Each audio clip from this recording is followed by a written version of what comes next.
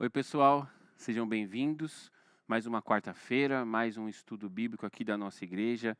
Seja bem-vindo você que também está vendo esse estudo em outro dia da semana, no futuro, no meu futuro aqui. Nós, aliás, estamos lendo o circuito bíblico da igreja e como vocês já sabem, vocês que acompanham os nossos estudos, todas as palavras aqui desse conteúdo, estudo bíblico de quarta-feira, é baseado no circuito bíblico.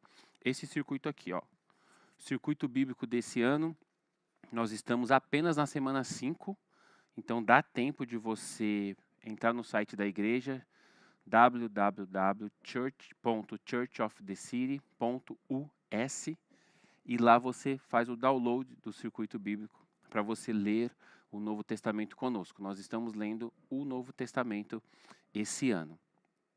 Hoje, na semana 5, eu quero ler com vocês o comecinho do livro de Atos, Atos capítulo 1.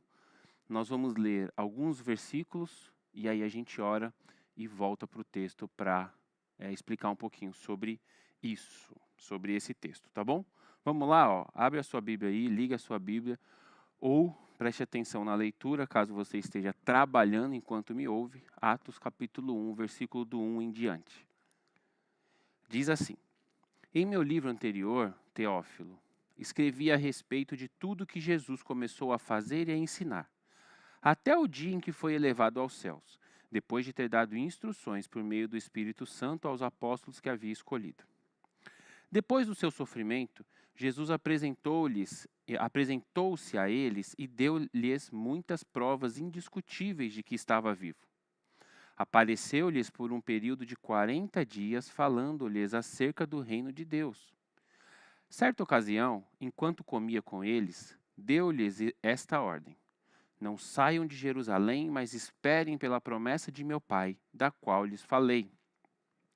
Pois João batizou com água, mas dentro de poucos dias vocês serão batizados com o Espírito Santo. Verso 6.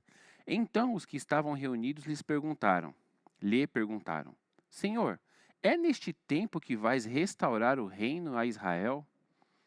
Ele lhes respondeu: Não lhes compete saber os tempos ou as datas que o Pai estabeleceu pela sua própria autoridade, mas receberão poder quando o Espírito Santo descer sobre vocês, e serão minhas testemunhas em Jerusalém, em toda a Judéia, Samaria e até os confins da terra. Tendo dito isso, foi elevado às alturas enquanto eles olhavam, e uma nuvem o encobriu da vista deles. E eles ficaram com os olhos fixos no céu enquanto ele subia. De repente, surgiram diante deles 2 homens vestidos de branco que lhes disseram: Galileus, por que vocês estão olhando para o céu? Este mesmo Jesus que dentre vocês foi elevado aos céus, voltará da mesma forma como o viram subir. Até aqui tá bom. Vamos orar? Senhor Deus, nós te agradecemos, Pai, pelo teu cuidado, pelo teu amor, pelas tuas promessas sobre as nossas vidas, pelas tuas misericórdias sobre nós. Pedimos que o Senhor nos encha com teu Santo Espírito, como lemos aqui, para que a gente receba a palavra e poder vinda do Senhor. E que o Senhor fale conosco. Por favor, mantenha as nossas mentes presas ao Senhor, cativas ao Senhor, para que a gente compreenda a tua palavra. Eu peço isso, Pai, peço a tua direção para mim, para os meus irmãos que estão me ouvindo agora, em nome de Jesus Cristo. Amém. Irmãos, esse trecho aqui que nós lemos, esses 11 versos do livro de Atos, eu tive a ideia de chamá-los de um resumo do Evangelho. Porque eu acredito que aqui, Lucas, que é o escritor de Atos, ele toca rapidamente, ele cita como se fossem tópicos. Ele cita temas que descrevem o Evangelho do Senhor Jesus Cristo. Então vamos lá, um resumo do Evangelho. Em primeiro lugar, o que é o Evangelho? O Evangelho, se a gente fosse traduzir ao pé da letra a palavra grega, significa uma boa notícia. Então, qualquer boa notícia que um representante de um líder levava até a outra cidade, ele estava carregando o Evangelho. Isso lá nos tempos até de antes de Jesus nascer. Então você imagina as distâncias, você imagina aquelas cidades, aqueles vilarejos, aquelas cidades moradas, né? Que você não tinha acesso à cidade, então uma bem longe da outra. Então quando um rei ou um líder, um governante precisava mandar uma notícia a outrem, essa notícia, se fosse boa, ela era chamada de evangelho. Então, aquele cara que carregava aquela notícia era chamado de apóstolo. Não por coincidência o Senhor Jesus usou esses termos, tá bom? Não foi coincidência, foi proposital.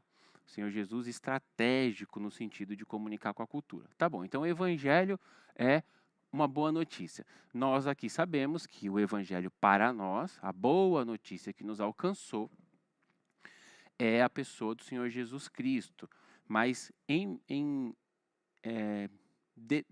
detalhando isso, o que seria o Evangelho? O homem pecou e se afastou de Deus. Deus providenciou a salvação para o homem. O Salvador é Jesus Cristo, que nasceu da Virgem Maria, que morreu na cruz para pagar os nossos pecados, ressuscitou ao terceiro dia, está à direita de Deus no céu, reinando com poder e grande glória, e voltará para nos buscar.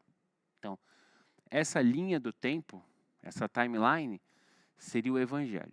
Você estava afastado de Deus, não tinha o que fazer para ser salvo, nada do que você humano pudesse fazer iria te salvar, até que Deus interveio. Deus que veio, Deus que desceu para nos salvar. Essa é a boa notícia que nós carregamos para a humanidade. Mas vamos ver aqui, no começo do livro de Atos, o que Lucas destaca sobre Jesus Cristo antes dele entrar propriamente no tema do livro. Vocês sabem que o livro de Atos vai contar sobre o nascimento da igreja, a explosão do evangelho naquela região do mundo com palavra e poder, com os milagres, né? Então, muitos estudiosos costumam chamar o livro de Atos do Espírito Santo, né? Não Atos dos Apóstolos, porque quem fez tudo aqui no livro de Atos foi o Espírito Santo. Antes de Lucas entrar no assunto, que vai começar no próximo capítulo, que é Atos 2, quando o Espírito Santo desce. Antes de Lucas entrar no assunto propriamente dito, ele faz uma introdução. Por quê? Porque ele vai falar sobre a descida do Espírito Santo depois. Então, nada mais justo do que ele introduzir o assunto falando sobre o Evangelho. O Salvador que veio, subiu e enviará, naquela época dele ali, na época que ele estava relatando, aliás, descrevendo, enviará ou enviaria o Espírito Santo. Vamos lá, se não verso a verso, pelo menos bloco a bloco, para a gente descobrir o Evangelho aqui e também entender algumas outras coisinhas de bônus para nós aqui. Verso 1. Em meu livro anterior, Teófilo, escrevi a respeito do que Jesus começou a fazer e a ensinar. Então, o livro de Atos é dedicado a uma pessoa, essa pessoa é o Teófilo. A gente não sabe se essa pessoa existiu ou se ele usou o nome Teófilo, que seria um Theo de Deus, né? Um estudante de Deus, um seguidor de Deus. Se ele usou esse nome como uma estratégia para para endereçar o livro dele a todos os estudantes, os seguidores de Deus. Então a gente não sabe se era uma pessoa ou um tipo, né? Um nome que caracterizasse um grupo de pessoas. Em meu livro anterior, Teófilo, eu escrevi a respeito de tudo que Jesus começou a fazer e a ensinar. Qual foi o livro anterior desse autor? O Evangelho de Lucas. O Evangelho de Lucas, ele está completamente conectado com o livro de Atos. Então, por isso que a gente leu no circuito bíblico Lucas e emendamos com Atos, né? Antes do capítulo 1 de Atos, a gente leu Lucas 24. Muitos estudiosos acreditam que é um livro só, que depois nós dividimos em dois, Evangelho e Atos. Os estudiosos que não acreditam que é um livro só, eles acreditam que são dois livros escritos para serem lidos juntos, como se fossem o episódio 1 e o episódio 2. Você precisa de um para complementar o outro. É, acho importante você saber dessas coisas, porque a próxima vez que você lê, aliás, até agora, se você estiver acompanhando o circuito bíblico, e você está com Lucas ainda quente na sua memória, fresco na sua memória, você vai perceber que a escrita é a mesma, o estilo, a narrativa, né? O estilo de contar a história, de narrar os fatos, ele é o mesmo, é bem parecido. Os detalhes, onde que Lucas para prestar atenção e o que ele não fala, que os outros evangelistas falam, por exemplo, Lucas passa por cima, porque cada um tem um estilo. Então, Atos vai relatar o que o Espírito Santo fez. E o Evangelho de Lucas relatou o quê? O que Jesus fez. Então, a parte 1 do livro, Lucas, é sobre Jesus. A parte 2 do livro, Atos, é sobre o Espírito Santo. Nada mais justo, né? Deus Filho e o Espírito Santo. Ele diz aqui: antes eu escrevi a respeito de tudo que Jesus começou a fazer. Verso 2. Até o dia em que ele foi elevado aos céus, depois de ter dado instruções por meio do Espírito Santo aos apóstolos que havia escolhido. Versículo 2, ele fala que Jesus, no versículo 2, ele está continuando ali. Então ele fala, Jesus fez e ensinou. Depois, Jesus deu instruções aos apóstolos pelo Espírito Santo. Então ele já está escrevendo, já está escrevendo, defendendo a tese de que Jesus é Deus. Ele já vai emendar o Evangelho com o livro de Atos, essa conexão, capítulo 1, essa conexão, ele já parte do pressuposto que você leu Lucas, o Evangelho de Lucas, que você compreendeu que aquele homem lá é Deus, porque lembra que no Evangelho ele vai contar a história desde antes do nascimento de Jesus. Né? Bebê, 12 anos, Jesus homem, sendo batizado e tal. Então ele conta aquela história para você. Imagina-se como leitor da época. Você acreditou que aquele homem é Deus. Então aqui ele já parte disso. Ele não vai provar que Jesus é Deus. Ele é um fato dado, como se diz na ciência. Está dado. É isso e pronto. Então ele diz, até o dia em que ele foi elevado aos céus, né, ele fez e ensinou coisas, depois de ter dado instruções por meio do Espírito Santo aos apóstolos que ele havia escolhido. Então aqui ele está fazendo um resumo do que ele vai narrar nos outros versículos. Vem comigo. Verso 3, e eu vou ficar nesse bloco aqui. Depois do seu sofrimento, Jesus apresentou-se a eles e deu-lhes muitas provas indiscutíveis de que estava vivo. Apareceu-lhes por um período de 40 dias, falando-lhes acerca do reino de Deus. Então, nesses 4 versículos, ele fez um resumo de tudo que aconteceu no livro de Lucas. Então, eu quero que você entenda. É como se você estivesse assistindo uma série de televisão, uma novela, não importa que estilo seja, e aí quando você foi para o capítulo 2, no primeiro minuto do capítulo 2, o diretor fez um recap, um resumo do capítulo 1, só para você ter em mente tudo o que aconteceu antes e agora você entrar no capítulo 2. Porque olha o que ele fala. Eu escrevi a respeito de Jesus, o que Jesus fez e o que Jesus ensinou, até o dia que ele subiu aos céus. Então eu escrevi desde o dia que ele começou a fazer e ensinar até o dia que ele subiu aos céus. Aí ele diz, nesse período, ele deu instruções por meio do Espírito Santo aos apóstolos que ele havia escolhido. Então esse homem que subiu aos céus, ele escolheu pessoas e ele ensinou essas pessoas guiado pelo Espírito Santo. Ele é Deus. Verso 3. Depois do seu sofrimento, então aqui ele já fala que esse homem que subiu ao céu sofreu.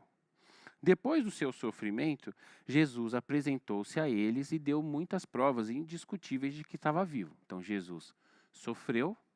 Aqui ele não detalha que tipo de sofrimento é esse, é a cruz. Ele está só fazendo um resumo. Então, esse homem que eu contei a história, que fez as coisas instruídos pelo Espírito Santo, que subiu ao céu, ele sofreu, depois ele apareceu vivo e deu muitas provas de que estava vivo aos seus seguidores. Apareceu-lhes por um período de 40 dias, falando-lhes acerca do reino de Deus. Então isso aqui é um resumo do Evangelho. Tudo que você precisa saber em tópicos, não em detalhes, está aqui. Esse homem, Jesus, nasceu, ele ensinou baseado ou instruído pelo Espírito Santo, ele reuniu seguidores, ele sofreu, depois ele apareceu vivo e ficou vivo por 40 dias conversando com os seguidores acerca do reino de Deus, depois ele subiu aos céus. Um resumo. Agora ele vai entrar em outro assunto. Verso 4. Certa ocasião, então ele terminou o resumo, agora ele vai narrar um fato. Certa ocasião, enquanto comia com eles, deu-lhes esta ordem. Esse Jesus, Teófilo, que eu estou contando para você, um dia ele estava comendo com os caras e ele deu essa ordem aqui: não saiam de Jerusalém, mas esperem pela promessa de meu Pai, da qual lhes falei. Pois João batizou com água, mas dentro de poucos dias vocês serão batizados com o Espírito Santo. Agora ele introduziu um assunto novo. Ele está habilmente apresentando o livro dele, o tema do livro dele a nós. Ele fez um resumo do livro anterior. Agora ele vai fazer uma conexão entre a pessoa do Filho, que foi quem sentou-se à mesa com os discípulos e deu uma ordem. Fiquem aqui até que o Espírito Santo venha sobre vocês. Então agora ele conectou os dois temas dos dois livros dele. E daqui para frente ele vai narrar sobre o Espírito Santo. Olha que lindo, né? Olha a habilidade desse cara. Certa ocasião, enquanto comia com eles, deu-lhes esta ordem: não saiam de Jerusalém, mas esperem pela promessa de meu Pai, da qual lhes falei. Pois João batizou com água, mas dentro de poucos dias vocês serão batizados com o Espírito Santo. Então, volta agora um pouco, né? Então eu também vou fazer igual Lucas, eu vou partir do pressuposto que você leu o Evangelho de Lucas e vou só citar algumas coisas. João Batista é esse personagem que veio antes de Jesus anunciar que Jesus viria. Quando esses dois personagens se encontram nos evangelhos e também no livro de Atos, João Batista e Jesus, Jesus está vindo para ser batizado por João. João diz: Senhor, eu que careço ser batizado por ti. Certa feita, outra vez, João disse assim: eu batizo com água, mas virá um superior a mim, que batizará com o Espírito. O que Lucas está fazendo aqui, ao narrar esse acontecimento para nós, é dizer que aquele que João Batista falou que batizaria com o Espírito, já subiu ao céu. E agora a promessa será cumprida. Porque no dia que Lucas está escrevendo isso aqui, o que nós lemos em Atos 2, o dia de Pentecostes, a descida do Espírito Santo, já tinha acontecido. Então ele está construindo uma linha de raciocínio para apresentar o tema de Atos 2, o batismo no Espírito Santo. Então, o que aconteceu aqui? Vamos falar um pouco sobre aquele dia de Jesus com os discípulos. Jesus é o finalzinho dos evangelhos. Jesus com o corpo ressurreto aparece para conversar com os caras. A gente viu aqui que ele ficou 40 dias com eles, né? Ele esteve com eles 40 dias, não todos os 40 dias com eles, né? Jesus fez muitas coisas nesses 40 dias. Até que Jesus falou para eles assim: vão até o fim do mundo, até os confins da terra, pregando o evangelho. Vocês precisam conversar com todas as pessoas, vocês precisam impor as mãos sobre os enfermos, vocês precisam libertar os cativos e tal. Mas fiquem aqui ainda. Ué, Jesus, você não mandou a gente ir? Sim, mas por enquanto vocês fiquem aqui. Por quê? Porque vocês precisam de algo. Vocês precisam do Espírito Santo. Então fique aqui em Jerusalém. Não saia de Jerusalém. Até serem cheios do Espírito Santo. Quando isso acontecer, vocês vão cumprir a ordem que eu dei a vocês. Isso se aplica a nós também. Nós precisamos ser cheios do Espírito Santo. Ter o Espírito Santo latente em nós para que a gente cumpra o ID dele. Enquanto nós aqui estivermos vivendo uma vida cheia do eu não conseguirei cumprir o que o que Jesus pediu para eu cumprir. Ir por todo mundo pregando o evangelho. porque eu ainda não estou cheio dele, eu estou cheio de mim. Por isso, é como se Jesus falasse: fica aí na sua casa e busca a minha presença até você receber o enchimento, ou até você ser tomado pela minha presença, até você ser um comigo, até você ser conhecido por mim. Não você me conhecer, mas eu te conhecer, para que juntos a gente possa fazer a obra de meu Pai. 5. Ah, não. Aqui o 4 e o 5 é emendado. Pois João batizou com água. Aqui é Jesus falando. Mas dentro de poucos dias vocês serão batizados com o Espírito Santo. Então, olha que interessante isso, verso 6. Então, os que estavam reunidos lhes perguntaram: Senhor, é neste tempo que vai restaurar o reino a Israel? Olha que coisa sem cabimento. Imagina a cena. Pessoal, imagina a cena. Você seguiu Jesus por 3 anos. Você viu ele curar pessoas, ele curou os leprosos, ele abriu os olhos dos cegos, ele libertou os cativos, pessoas que tinham espírito de mudez, né? Demônio de mudez, começou a falar na frente das pessoas. O outro tinha o demônio que jogava a pessoa no fogo, fazia a pessoa ficar socialmente sem contato com ninguém, ninguém queria andar com aquele garoto. Jesus foi lá e libertou o garoto. Tem a história do Gadareno, 1 milhão de histórias. Você andou com Jesus. Você viu Jesus na cruz. Você chorou o sofrimento dele. Depois de 3 dias angustiosos e chorosos e tristes, luto, o seu rei, o seu salvador aparece para você vivo. Uau! Que loucura! Que vitória, que êxtase, que alegria. Ele ficou 40 dias aparecendo para você e você conversando com ele. Até que um dia ele fala: galera, tem algo mais ainda. Olha que maravilha. Além de tudo isso que eu já vi, de ter o prazer de ter seguido o Senhor, de ver o Senhor ressurreto, de tocar na tua ferida, o Senhor ainda me diz que tem algo mais? Sim, tem algo mais. O Espírito Santo virá e encherá vocês. Aí vocês irão pelo mundo afora. Qual foi a próxima pergunta dos caras? Foi uma pergunta sobre o plano de Deus. Senhor, quando o Espírito virá? Senhor, o que nós faremos quando o Espírito vier?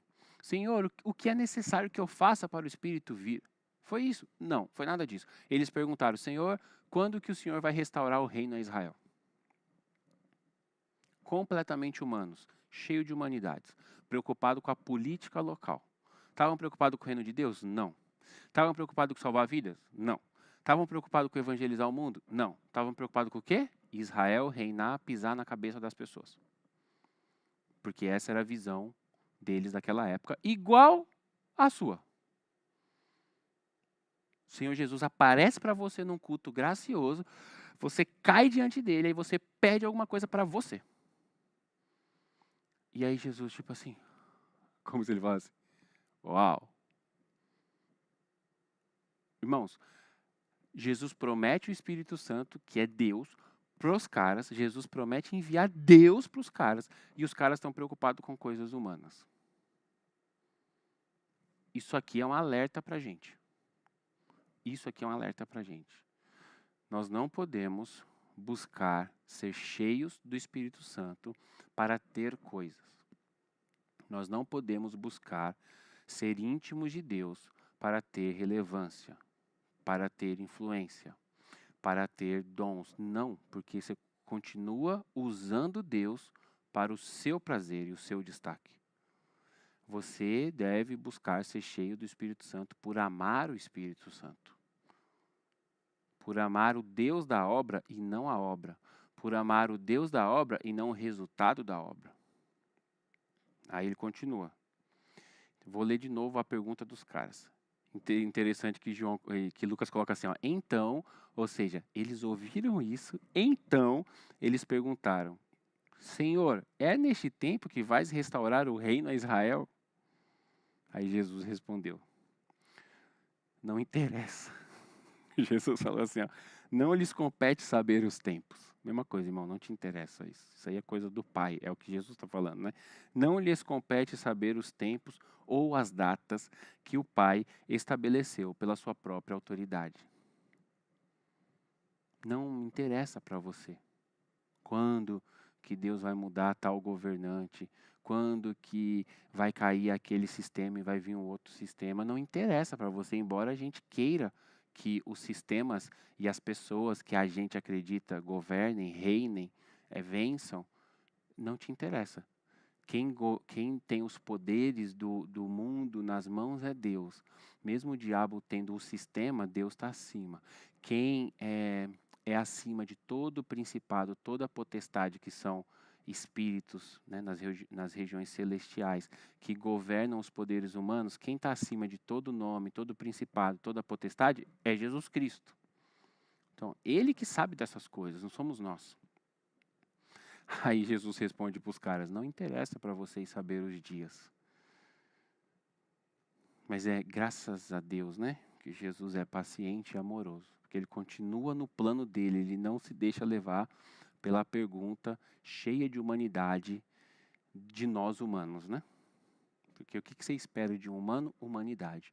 Pedro, se você espera de um humano humanidade, como fazer para não ter humanidades, não ser mais um humano, passar a ser um ser espiritual, um com Jesus, trocar de mente, buscar as coisas do alto, admirar as coisas dele e não as coisas do mundo, desejar as coisas dele, não as coisas do mundo, buscar as coisas dele, não as coisas do mundo, buscar fazer o bem para o outro e não esperar que o outro faça o bem para você, dividir ao invés de juntar, entregar ao invés de querer receber. É isso que a gente deve fazer. Foi isso que ele nos ensinou. Enquanto você viver como um ser humano, você só vai fazer perguntas humanas para Jesus. E ele não vai responder, né? Porque ele não é humano para responder pergunta humana. Aí ele continua o assunto dele. Então eu vou voltar só para a gente estar no mesmo track aqui, na mesma pista, eu e vocês. Jesus prometeu o Espírito Santo para os caras responderam. Os caras ouviram, não deram a mínima e falaram: quando que o Senhor vai restaurar o reino a Israel? Quando Israel voltará a ser poderoso? Jesus responde: isso não interessa a vocês. Isso aí é coisa do Pai, o Pai que sabe isso. Aí Jesus continua o assunto. Mas receberão poder quando o Espírito Santo descer sobre vocês. O poder não é sobre Israel, o poder é sobre vocês. Receberão poder quando o Espírito Santo descer sobre vocês e serão minhas testemunhas em Jerusalém, Judéia, Samaria, até os confins da terra.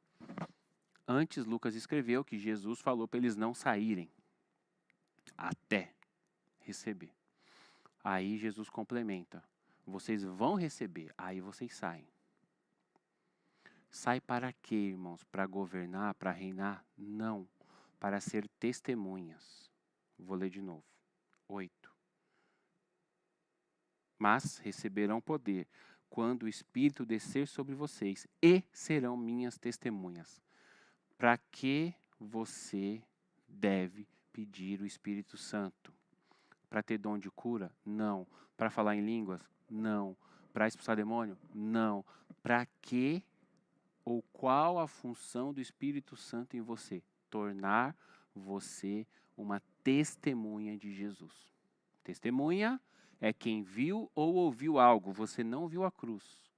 Você não viu a ressurreição. Não tem como você testemunhar o que você não viu.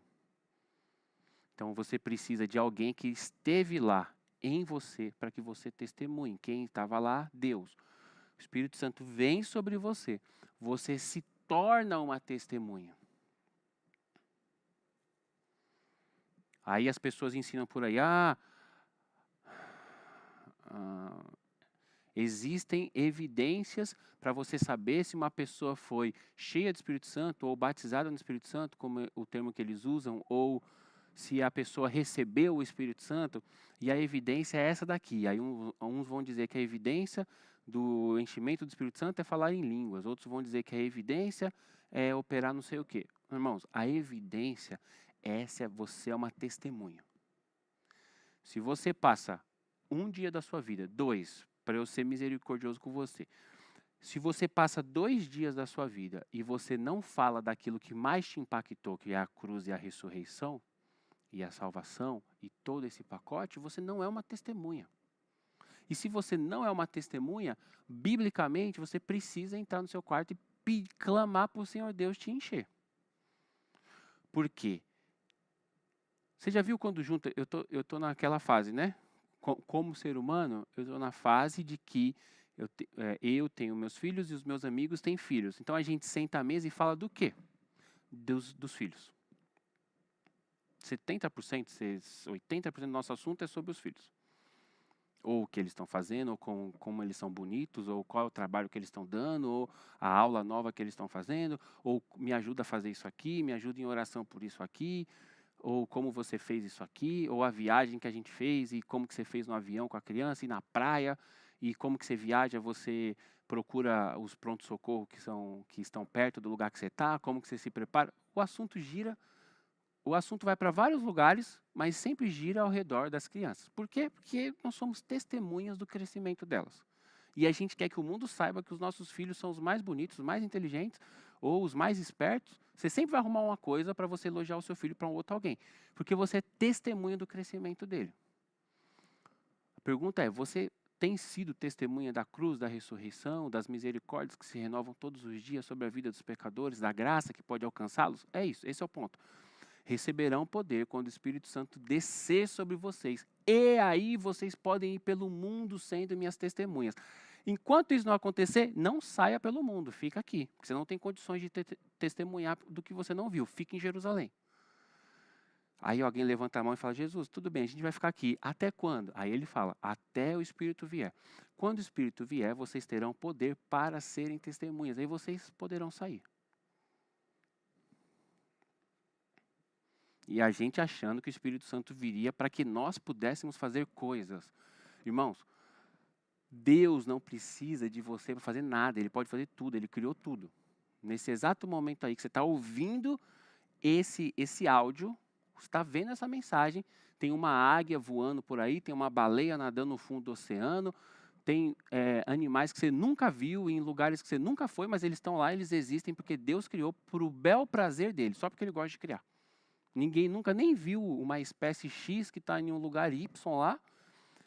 Deus não ganhou mérito por isso, não ganhou crédito e Ele não está nem aí, porque Ele criou, porque faz parte dele criar. Ele não precisa da gente para fazer nada. Ele não precisa da gente para curar um cego, Ele não precisa da gente para fazer. O que Ele quis foi que nós participássemos do plano dele.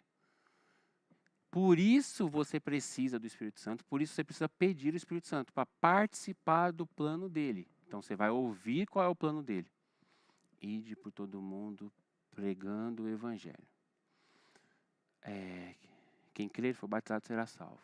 Impõe as mãos sobre os enfermos, eles serão curados. Se você encontrar alguém endemoniado, você expulsa em nome de Jesus, ajuda a pessoa a ser liberta, prega o evangelho, ajuda a pessoa a se converter para que ela não seja mais possessa de novo. Possuída de novo, aliás. É isso. Mas você ouve a ordem primeiro. Aí você espera, clama pelo Espírito te encher, ou te revestir, ou te reencher. Você clama por esse momento, para que você se torne uma testemunha para entrar no plano dele. Depois sim, você vai performar pregações, as pessoas vão aceitar Jesus através da sua vida, você vai performar curas e milagres vão acontecer por causa dele, para a glória dele, porque tudo tem a ver com ele. Não é entrar no quarto e pedir intimidade para você fazer as coisas, entrar no quarto e pedir intimidade para ele fazer as coisas através de você enquanto você cumpre o ID dele. Tudo gira ao redor do ID, né? Porque quem não vai, quem não for, não vai experimentar. 9. Então, depois que Jesus falou o 8, né? O 8, receberão poder quando o Espírito descer sobre vocês e serão minhas testemunhas em Jerusalém, Judeia, Samaria, até os confins da terra. Vocês sabem que isso são as regiões, né? Jerusalém é uma cidade, Judeia é a região onde Jerusalém está. Samaria é a outra região, é a região onde fica as pessoas que o povo da Judéia não gosta deles. Então, vocês vão pregar na sua cidade, na sua região, na região das pessoas que vocês acham que são inimigos, até os confins da terra. Só a título de informação. 9. Tendo dito isso, foi elevado às alturas enquanto eles olhavam, e uma nuvem o encobriu da vista deles. Então Jesus falou isso para eles e em um determinado momento Jesus foi embora. Jesus não foi embora sumindo. Jesus não foi embora andando. Jesus voltou para casa. Ele subiu aos céus. E os discípulos ficaram vendo, tristes. Por que triste, irmãos? Porque eles queriam que Israel voltasse a governar. Igual a gente, tá bom? Igualzinho a gente. Ficaram tristes porque Jesus apareceu no culto, foi embora e não deu o que a gente queria. Ficaram tristes. Aí eles estavam lá, olhando para cima. 10. E eles ficaram com os olhos fixos no céu, enquanto ele subia. De repente, surgiram diante deles 2 homens vestidos de branco, 2 anjos, no céu, tá, irmão? Surgiram no céu diante deles. Eles estavam olhando para o céu, sem entender muito bem o que estava acontecendo. Jesus subindo, apareceram 2 anjos no céu. E os anjos disseram: Galileus, por que vocês estão olhando para o céu? Este mesmo Jesus que dentre vocês foi elevado, ele voltará da mesma forma como vocês o viram subir. Mais uma promessa. Segunda promessa. Primeira promessa, Espírito Santo vai descer, vocês serão minhas testemunhas. Segunda promessa, por que vocês estão olhando para cima? Esse mesmo Senhor, esse mesmo Jesus que está subindo, ele voltará. Ele voltará para buscar vocês, da mesma maneira como vocês o viram subir. Nesses 11 versos, Lucas narra habilmente, em tópicos, meio que a timeline inteira do plano de Deus. Claro que é em tópicos, né, irmãos? Não é com detalhes. Os detalhes estão no livro de Lucas, no Evangelho, e aqui no livro de Atos dos Apóstolos. Então, eles ouviram aquilo de Jesus, eles ainda estão sem entender. É o último dia de Jesus na terra, com o corpo ressurreto, Jesus sobe aos céus. Eles ficam olhando para cima, o que vai ser de nós agora, o que vai acontecer agora. Os anjos aparecem e entregam uma nova promessa. Claro que os profetas lá do Antigo Testamento já falaram e refalaram sobre a promessa da volta do rei Jesus, né, do rei, do Messias Salvador, da volta, da segunda vinda de Jesus. Mas os anjos apareceram nos céus para comprovar aquilo e dar um gás na fé deles, colocar uma nova promessa. Pessoal, calma, eu sei que vocês viveram dias intensos, anos intensos aí com Jesus. Ele vai mandar o Espírito Santo dele. Mas fiquem tranquilos que do jeito que vocês viram ele subir, ele voltará. A pergunta que eu faço para você é: você está tranquilo com essa informação? Que o seu Salvador está no céu e voltará para te buscar? Você tem prestado atenção nesse fato? Você tem se atentado à volta de Jesus? Você tem desejado a volta de Jesus? Ou você quer que alguma coisa aconteça antes? O que é mais importante para a noiva do que ver o noivo? O que é mais importante para você do que a volta de Jesus? É que Deus restaure o poder a Israel na sua vida, figurativamente na sua vida? Você está esperando que antes da volta de Jesus, que ele faça algo aí na sua vida, e você deseja até no fundo do seu coração que esse algo aconteça antes dele vir? Ou seja, Jesus, espera um pouquinho, porque isso aqui tem que acontecer primeiro? Isso é um problema. Isso é um problema. Isso mostra onde estão, em que posição ou em quais posições estão organizados os nossos amores. O que a gente ama primeiro e o que a gente ama em número 2, número 3, número 4. Aí você tem que fazer essa autoanálise com a ajuda do Espírito Santo. Não pode ser você só como ser humano pensando, porque você vai sempre arrumar uma desculpa para sentir o que você sente, para pensar o que você pensa, para achar o que você acha. Você sempre vai achar um argumento que faça sentido na sua tese interna. Você precisa ou conversar com alguém, ou orar a Deus, ou as duas coisas. Falar: Senhor Deus, me dirige agora através do Teu Santo Espírito. Silencie todas as outras vozes, silencie as vozes do inimigo que estão fora de mim, silencie as minhas próprias vozes que estão aqui dentro, para que eu ouça somente a Sua voz. Senhor, me ajuda a organizar os meus amores. Eu ainda não desejo a Sua vinda, como o pastor está falando. mas eu entendo com a cabeça que eu preciso desejar, mas eu ainda não encontro prazer na sua vinda. Por que, Jesus? Será que eu não te amo tanto? Será que eu realmente nem te amo e eu só amo aquilo que eu quero e eu gosto de você porque você pode me dar aquilo que eu amo? Conversa com Deus, irmãos. Precisa conversar com Deus. Nós precisamos, eu preciso todo dia também conversar com Ele. Por que isso aqui, esse trecho, esses 11 versos, são 11? Esses 11 versos podem ser um resumo do Evangelho. Porque no verso 1, ele fala que Jesus começou a fazer e ensinar. Então, o homem fazendo e ensinando. Depois ele fala que esse homem estava sendo guiado pelo Espírito Santo. Depois ele fala que esse homem subiu aos céus, né? Então ele não é humano, ele não é daqui, ele é de lá. Depois no verso 3 ele fala do sofrimento da cruz. Depois no verso 4 ele fala que ele ressuscitou. Depois lá no verso 8 ele fala da promessa do Espírito Santo, que o próprio Jesus prometeu o Espírito Santo. E depois no verso 9 ele fala que Jesus subiu e voltará. Esse é um bom resumo do Evangelho para você e para mim.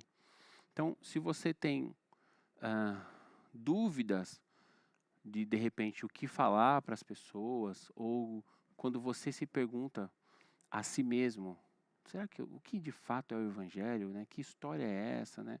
Ou quem é o Evangelho? Porque eu gosto de dizer que o Evangelho é uma pessoa, né? A boa nova de Deus é Jesus, né? A novidade gloriosa de Deus na humanidade foi o Senhor Jesus, né? A pessoa do Senhor Jesus, o nosso Salvador. Mas você pode pegar, anotar fazer tomar nota desses tópicos, eu acho que foram 8 tópicos que eu falei, e você pode, 7 tópicos que eu falei nos versículos, e você pode fazer um mapa, uma timeline, né? Jesus homem, fez e ensinou, dirigido pelo Espírito Santo, sofreu morte de cruz, apareceu vivo por 40 dias, prometeu o Espírito Santo, voltou para o céu, ou vamos dizer assim, subiu ao céu e prometeu que voltará para nos buscar. Essa é a timeline da vida do nosso Salvador. Só faltava aí, para ser bem preciso, o que Lucas contou lá no evangelho dele. Então não é que Lucas faltou. Nessa nossa linha do tempo aqui do Pedro, faltou só o nascimento virginal de Jesus, porque isso é um milagre, né, e é o cumprimento das profecias do Antigo Testamento. Então esse é o panorama do Evangelho, né? O homem que nasceu de forma miraculosa, cumprindo as profecias do Antigo Testamento, passa por todos esses 7 steps aqui que eu falei, 7 passos aqui, os 7 tópicos, até o dia que ele voltará para casar com a igreja dele. Isso tem que alegar o seu coração, isso tem que abraçar você a ponto de você falar para Jesus: Senhor Jesus, eu estou contente no Evangelho. Eu ainda desejo outras coisas, mas com a minha mente eu quero estar contente. Irmãos, contentamento é um fruto, é uma parte do fruto muito importante. Porque quando você não está contente tendo Jesus, você diz para você, para o mundo espiritual e para a sociedade, para os seus pares, de que existe algo que você deseja mais do que Jesus, a ponto de, em tendo Jesus, você estar descontente porque você não tem aquela outra coisa. Contentamento é uma coisa basilar, assim, que dá a base para a nossa fé. Para a nossa fé não, para a nossa vida, aliás. Então, converse com Deus sobre contentamento.